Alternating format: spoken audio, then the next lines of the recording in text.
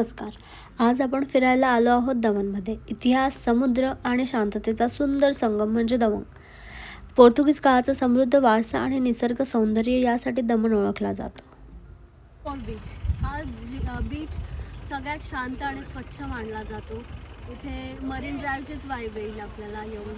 इकडे छान बसण्यासाठी अशी अरेंजमेंट आहे आणि इकडे सगळे वॉटर स्पोर्ट्स.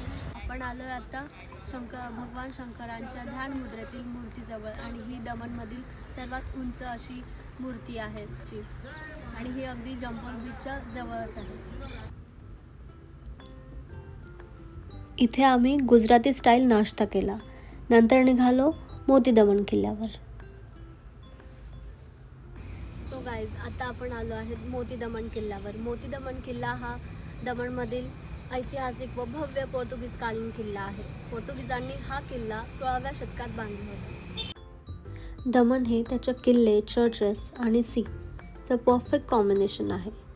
इकडे कलरफुल वॉल्स जे पोर्तुगीज कालीन वास्तुकलेचं एक एक्झाम्पल देते. मोती दमण किल्ल्यावर आल्यानंतर तुम्हाला इथून वरून छान असा फाउंटन्सचा आणि मोती दमण शहराचा असा हा व्ह्यू एन्जॉय करता येईल.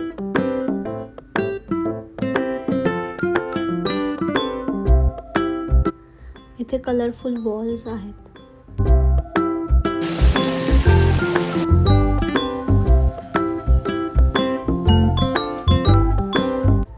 इथे वॉल पेंटिंग्सही खूप छान आहेत. हे आहे बॉम्ब जीसस चर्च जे 450 वर्ष जुनं आहे. 19 डिसेंबर 1961 साली मराठा इन्फंट्रीने दमण हा पोर्तुगीजांच्या ताब्यातून परत मिळवला. त्याचं हे ऐतिहासिक स्मरण आहे.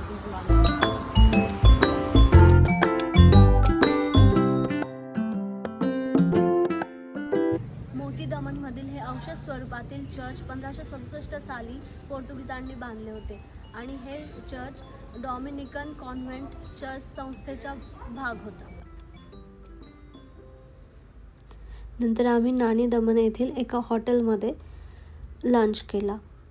सुरमई आणि प्रॉन्स करीचा. आपण आता आलो आहे मोती दमण येथील लाईट हाऊस जवळ. मोती दमणमध्ये 2 लाईट हाऊस आहेत. एक जुना लाईट हाऊस आहे आणि एक नवीन लाईट हाऊस.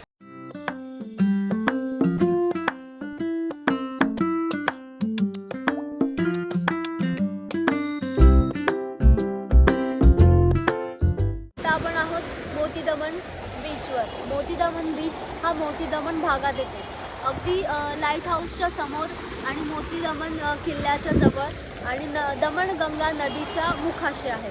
इथे आपल्याला समुद्र आणि नदीचं एकत्रित मिलन होताना दिसतं. मागच्या साईडला जो ब्रिज आहे त्या ब्रिजच्या पलीकडे नानी दमण भाग आहे आणि ब्रिजच्या ह्या साईडला मोती दमण भाग आहे.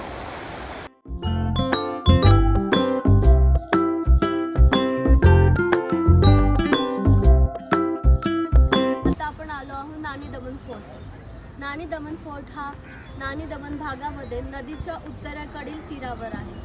नानी दमण फोर्टला सेंट जेरोम असेही म्हणतात. किल्ला पोर्तुगीज काळात 17व्या शतकात बांधला गेला.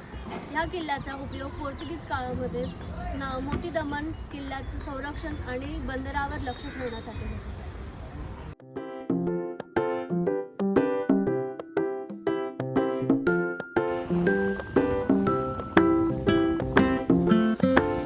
दमणपासून 2 ते 3 किलोमीटर अंतरावर आहे.